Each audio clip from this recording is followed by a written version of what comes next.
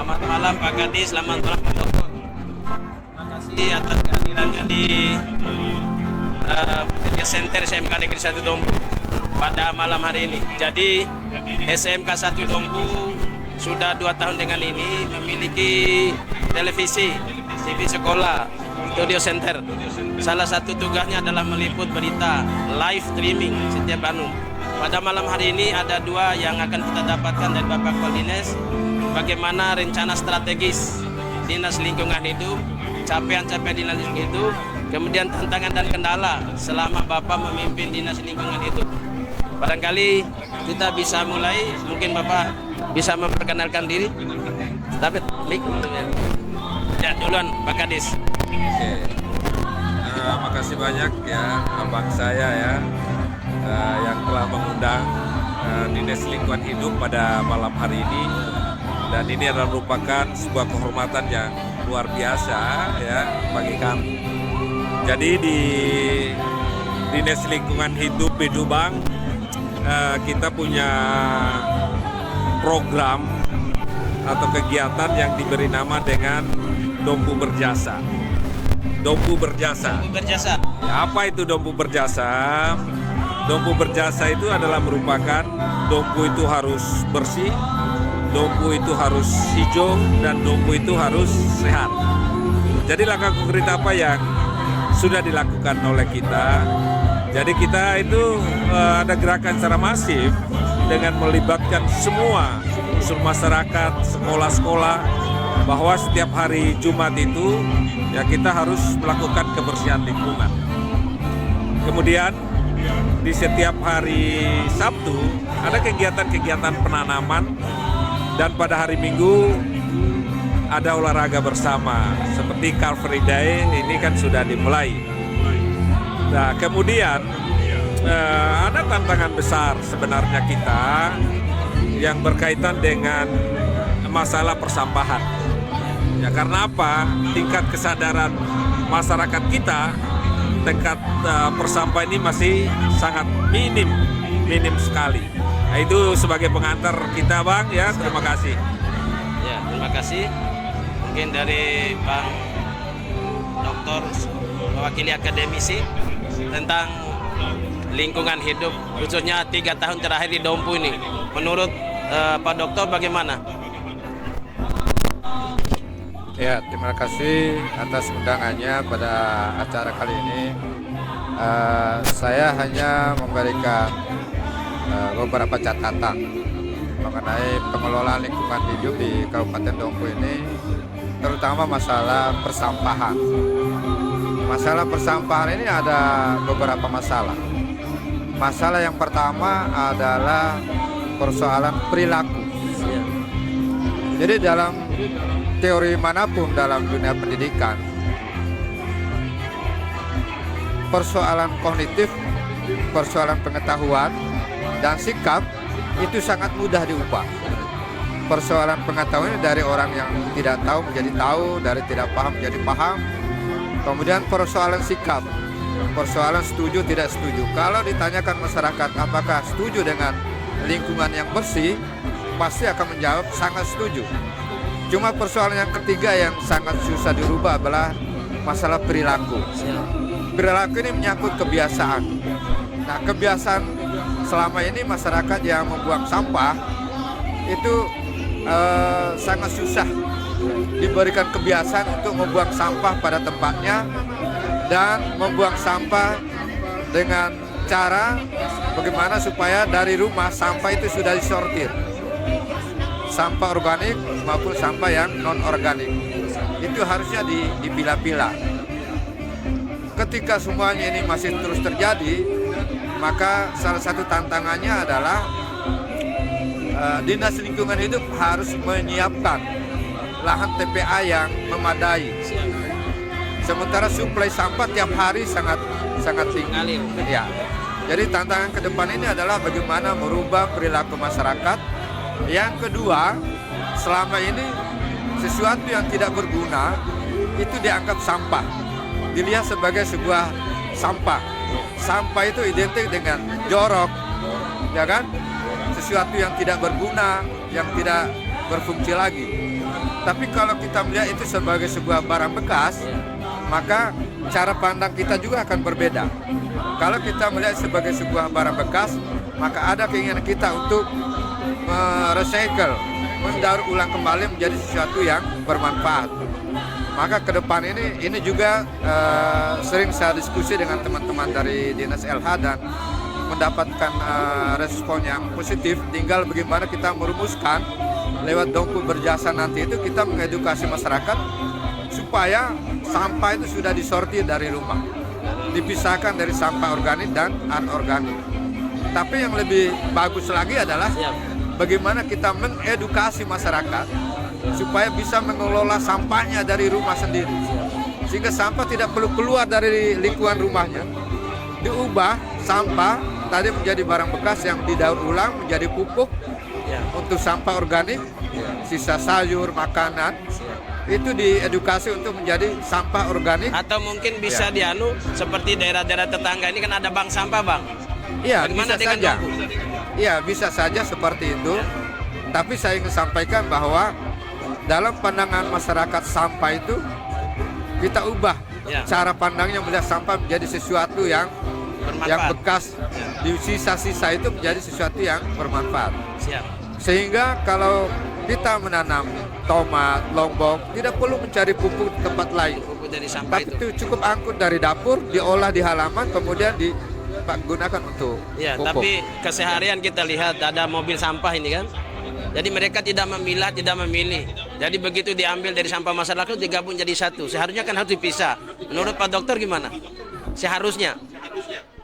Iya, tantangan yang pertama untuk teman-teman. Iya, kan seharusnya dipisah sampah organik non organik ini. Iya. Harusnya. Sementara yang ada sekarang ini kan diangkut pakai mobil, dibuat tempat, di sana dibakar. Jadi polusi. Menurut Pak Dokter gimana? Jadi kalau saya melihat teman-teman petugas yang mengangkut sampah itu, justru mereka ini sudah melihat sebagai sesuatu potensi ekonomis, karena mereka memilah sendiri sampah-sampah itu. Jadi botol plastik mereka pilah, kardus, dan mereka simpan, tidak buang di TPA. Justru mereka bisa jual. Itu yang terjadi sekarang. Jadi semua sampah yang diangkut dari mobil itu tidak langsung di-drop ke TPA dan dibakar. Tapi teman-teman yang petugas mengangkut sampah itu sudah melihat itu sebagai sebuah potensi ekonomi. Kembali ke Pak Kadis, bahwa Dompu Berjasa ini adalah program yang memang luar biasa. Tapi maaf, ini kembali ke lapangan, bahwa sampah di Dompu ini bukan hanya di jalan, tapi di got-got, di saluran, selokan. Ketika terjadi banjir di depan Polres Dompu, di depan Masjid Raya dan lain-lain, itu sampahnya banyak sekali.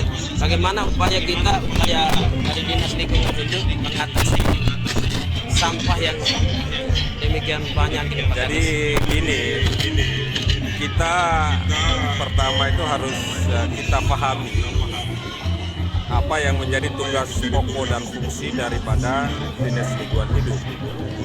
Jadi Dinas Lingkungan Hidup itu bukan untuk membersihkan sampah-sampah di selokan, bukan. Jadi kita itu adalah menyelesaikan sampah-sampah rumah tangga yang ada itu. Itulah tugas daripada pengangkut sampah itu.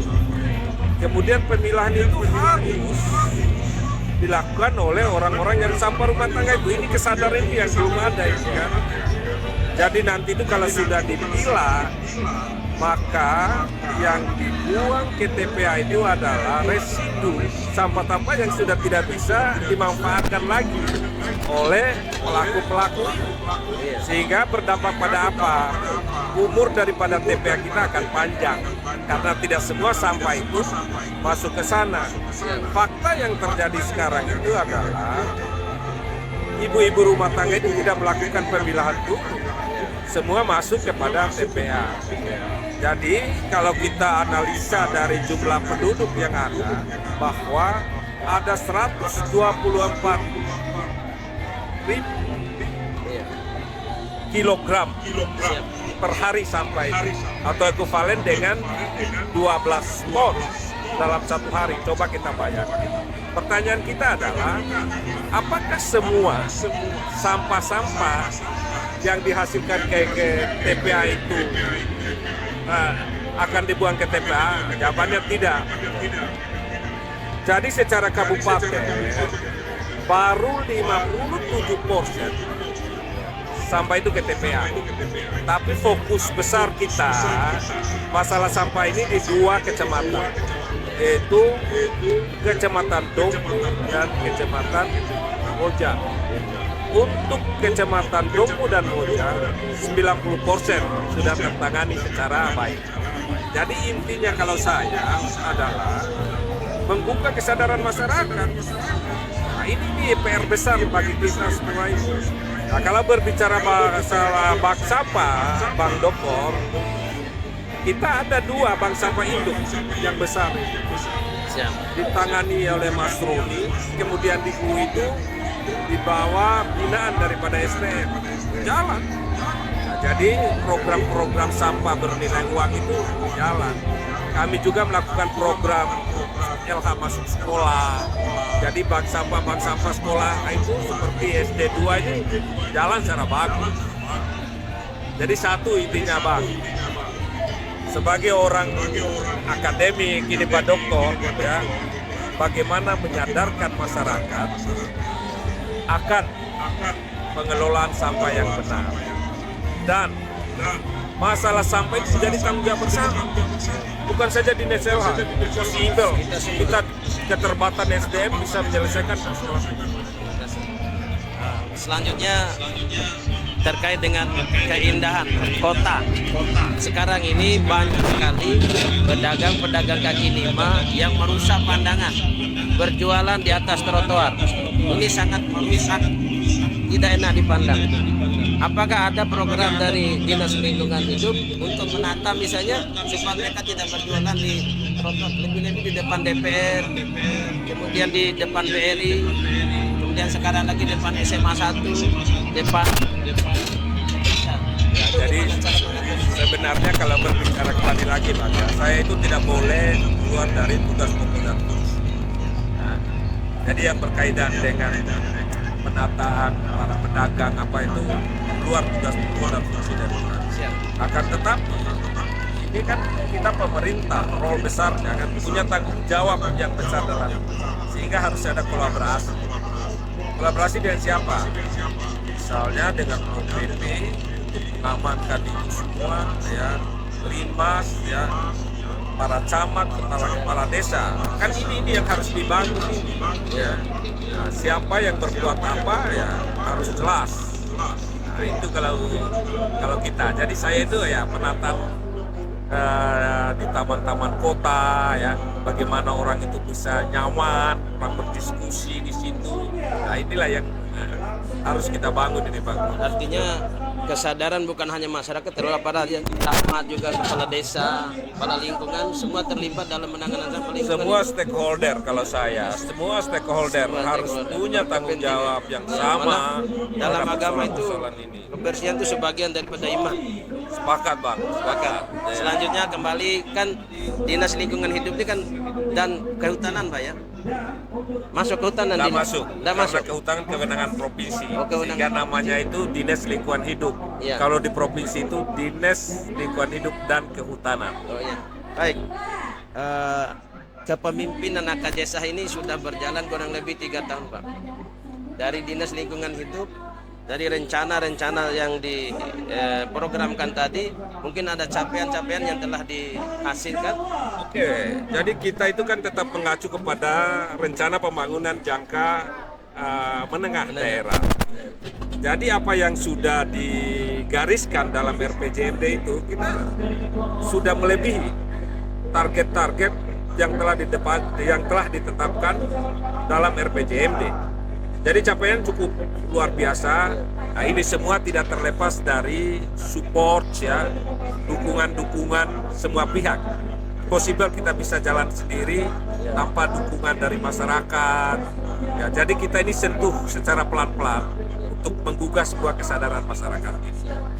Kasih kembali kaitannya dengan Expo ini, Dompu Expo ini.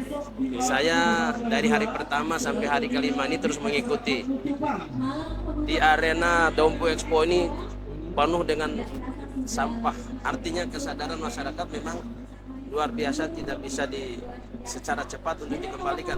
Tetapi yang saya bangga melihat anak buahnya Bapak, salah seorang kabit, sampai jam 11-12 beliau memimpin teman-temannya untuk membersihkan, bahkan pagi hari itu sudah terlihat lagi sampah. Ini luar biasa, perlu dicontoh. Oke, jadi saya bangun sistem kerja yang ada di LH itu. Orang termotivasi itu ada 3 hal, selalu saya bilang. Ada reward and punishment. Saya tidak pakai itu. Karena apa? Kalau dia ada rewardnya, dia baru mau kerja. Kalau ada penekanan dari kadis atau punishment, dia baru mau kerja. Artinya apa, Bang? Kesadarannya tidak dari dalam.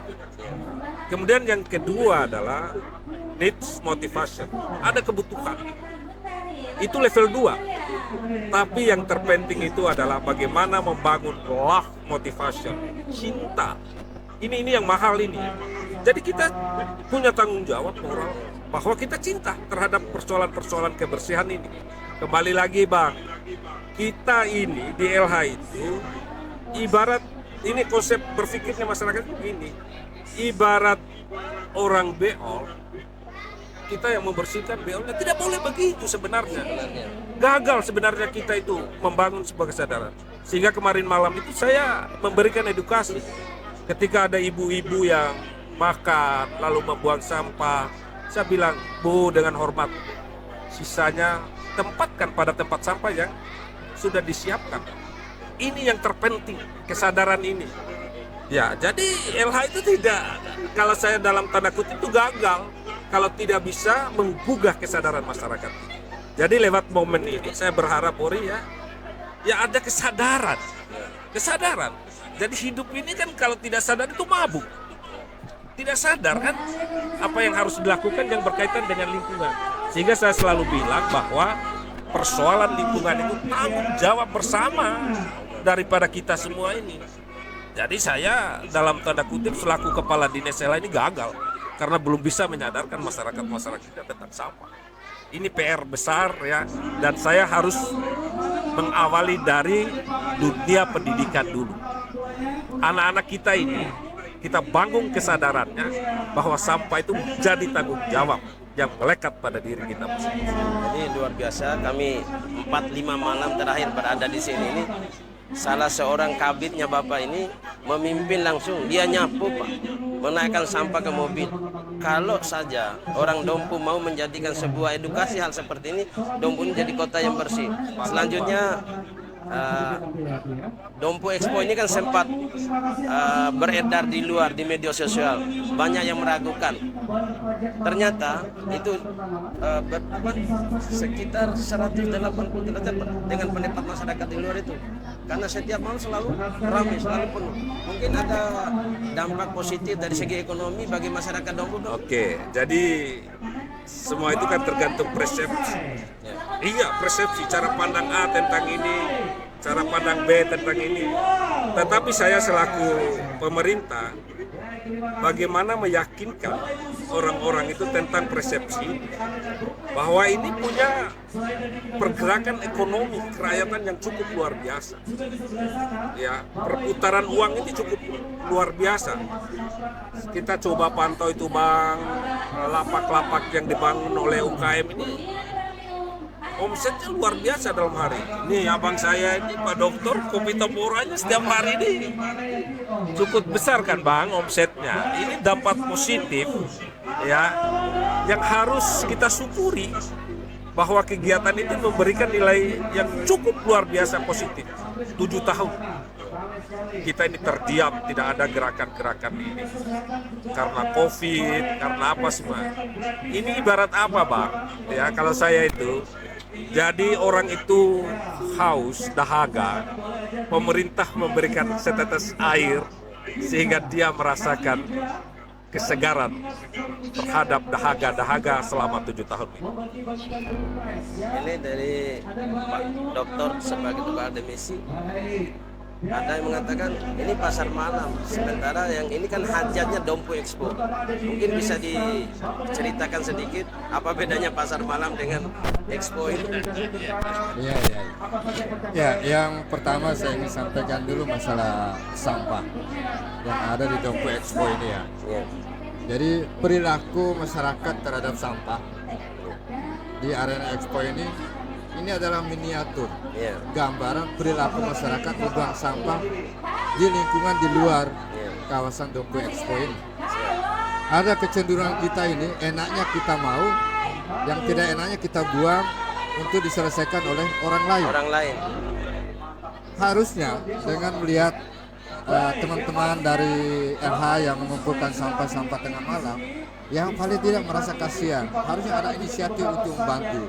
Paling tidak meringankan pekerjaan mereka dengan membuang sampah pada hampir semua stand ini ada tempat sampahnya. Tapi rupanya kepedulian itu sangat rendah. Hanya beberapa orang saja yang mencari tempat sampah untuk membuang. Selebihnya malah membuang di samping tempat duduknya, di samping dia berdiri. Karena mungkin mereka pikir nanti ada petugas yang membersihkan. Sehingga kepedulian itu memang sangat rendah. Persoalan perputaran ekonomi di kawasan kegiatan Dompu Expo ini. Kalau saya melihat dibandingkan dengan pameran pembangunan yang dulu ya, yang pertama ini menjadi reuni untuk mencoba mengingat kembali masa-masa kecil di mana ada waktu itu pameran pembangunan. Tapi kalau saya lihat Dompu Expo ini, selain kalau dulu kan lebih banyak pameran data, foto-foto. Iya, foto-foto. Kalau yang sekarang ini banyak stand-stand yang menunjukkan kinerja daripada dinas masing-masing, bukan sekedar data dalam bentuk angka atau foto, tapi ada bentuk fisiknya, ada produk-produk. Kemudian yang lain ada target-target transaksi dari setiap stand, baik dari UKM maupun stand-stand dari OPD yang ada. Itu yang saya lihat dibandingkan dengan pameran pembangunan zaman dulu. Mengenai omset, ya kebetulan saya sendiri adalah Ketua ASKI, Asosiasi Kopi Indonesia Cabang Dompu. Saya melihat nilai transaksinya sangat luar biasa. Saya sendiri di hari ketiga ini sudah mencapai omset penjualan itu sudah melewati angka lebih dari 5 juta. Itu baru saya loh, belum lagi anggota ASKI yang lain. SMK 1 Jadi 3 juta berarti. ya, jadi saya kira ini bukan hanya dialami oleh saya saja, tapi semua UKM yang ada di arena Dompu Expo ini sangat luar biasa mendapatkan nilai transaksinya. Dan untuk meyakinkan, untuk validasi ini bisa kita wawancara secara acak saja. Setiap pelaku UMKM yang buka usaha di sini kita bisa validasi informasi itu, jangan-jangan saya saja yang laku jualannya. Silakan divalidasi secara acak UKM yang menjual di arena ini berapa omsetnya dalam satu hari. Artinya Dompu Expo ini perlu dilanjutkan? Saya pikir perlu dilanjutkan, dan ini adalah yang pertama, tentu saja jauh dari kesempurnaan. Yang penting adalah setelah Dompu Expo pertama ini perlu ada evaluasi untuk kegiatan Expo berikutnya. Dan mudah-mudahan untuk kegiatan Dompu Expo berikutnya itu bisa kita mendatangkan pemodal-pemodal besar dari luar untuk melihat potensi yang bisa mereka kerjasama dengan pihak-pihak yang ada di Dompu ini. Dari produk-produk dari setiap OPD itu bisa menjadi sebuah transaksi yang bisa saja nilainya besar. Kemudian pesertanya bisa kita undang dari kabupaten-kabupaten lain, paling tidak di Pulau Sumbawa. Saya kira itu. Rencana Pemda Dompu di sini kan mau dijadikan taman. Ya. Artinya untuk pemerataan pendapatan, pemerataan ekonomi masyarakat, mungkin Dompu Expo ini tidak mesti di sini, perlu dipindah ke tempat lain mungkin. Menurut Pak Dokter gimana? Ya, kalau acaranya nanti targetnya lebih besar dari ini dan membutuhkan lahan yang lebih luas, ya perlu dicarikan tempat yang lebih misalnya dari memungkinkan kecamatan lagi. ke kecamatan, Ya, gitu kan? itu bisa saja. Tetapi kan kita butuh tempat yang strategis, yang mudah dijangkau oleh masyarakat. itu. Kemudian areal yang memungkinkan juga sehingga bisa melibatkan orang lebih banyak lagi. Saya kira itu. Ya, Jadi baik. kalau apakah ini sudah sempurna atau tidak ya harus diakui masih belum sempurna, tetapi paling tidak ini bisa masyarakat bisa bernostalgia dengan pameran pembangunan yang sudah berapa tahun tidak dilakukan, tetapi ada nuansa yang berbeda dibandingkan dengan pameran pembangunan yang dulu. Saya kira itu. Barangkali dari pembicaraan dari awal kita simpulkan Pak Kadis, Pak Dokter. Jadi kalau dalam agama ada namanya fikih sosial. Nah, ternyata sampah ini kan tanggung jawab bersama, tanggung jawab secara keluarga. Jadi kalau salah satu tidak mengambil sikap untuk membersihkan sampah seperti dinas lingkungan ini, maka semua orang itu berdosa menurut fikih sosial, Pak. Nah, jadi contoh, ada anak yang tidak sekolah di suatu kampung, lalu masyarakat itu tidak ada yang peduli terhadap anak yang tidak sekolah ini. Seluruh masyarakat itu berdosa dari kacamata fikih sosial. Artinya bagaimana dompu ke depan itu tergantung bagaimana kesadaran masyarakat, Pak Hadis. Ya, kesadaran masyarakatnya perlu dibangun. Ini pekerjaan berat buat kita semua, bukan hanya dinas lingkungan. Barangkali ini yang bisa kita mungkin 1-2 pesan akhir untuk Dompu Expo. Oke. Jadi kalau saya sih kegiatan Dompu Expo itu harus masuk dalam program pemerintah sebagai program tahunan. Iya. Jadi tidak hanya di Kecamatan Dompu kalau saya ori. Mungkin tahun depannya di Kecamatan Moja, kemudian Pajo, Kudu. Nah, semua itu merasakan kegiatan-kegiatan itu. Kemudian yang berkaitan dengan ini akan dibangun taman ini sebenarnya nanti area terbuka untuk olahraga. Jadi sehingga ekonomi kerakyatan itu akan jalan. Jadi Sabtu Minggu itu ada kegiatan di sini. Car Free Day ditutup, ini dibuka. Jadi taman di depan ini akan dibangun kalau saya sih sebagai orang LH Bang ya. Taman edukasi. Bagaimana membangun kesadaran masyarakat itu untuk menanam. Jadi nanti itu konsep saya itu pohon-pohon besar. Bagaimana anak-anak muda kita bisa berdiskusi positif tentang daerah itu di sini. Dan nantinya akan jadi taman tertutup, tidak boleh taman terbuka. Jadi misalnya sampai jam 8. Di Jakarta kan begitu. Jadi nanti tidak bisa digunakan atau dimanfaatkan pada hal-hal yang negatif, transaksi ya. Sehingga saya harus ada penambahan tenaga untuk menjaga taman ini. Jadi jam 8 itu sudah tidak ada lagi kegiatan dalam taman. 8 malam. 8 malam, nggak boleh. Ya, jadi sekali lagi Bang, kita pemimpin harus punya integritas, punya komitmen. Itu yang saya pegang. Terima kasih atas kehadiran Pak Kadis dan Pak Dokter selaku akademis jadi di Media Center SMK Negeri 1 Dompu. Mungkin nanti pada kesempatan yang lain kami akan undang lagi Bapak untuk memberikan edukasi kepada masyarakat. Siap. Bagaimana pentingnya hidup bersih, karena agama mengajarkan bersih itu bagian daripada iman. Barangkali itu yang perlu kita kembalikan kepada masyarakat. Mudah-mudahan ya, terima kasih atas kehadiran Bapak. Terima kasih Bang. Nanti kita live lagi deh masalah-masalah Siap. kebersihan itu. Siap. Masalah sosial. Pak Dokter, terima kasih.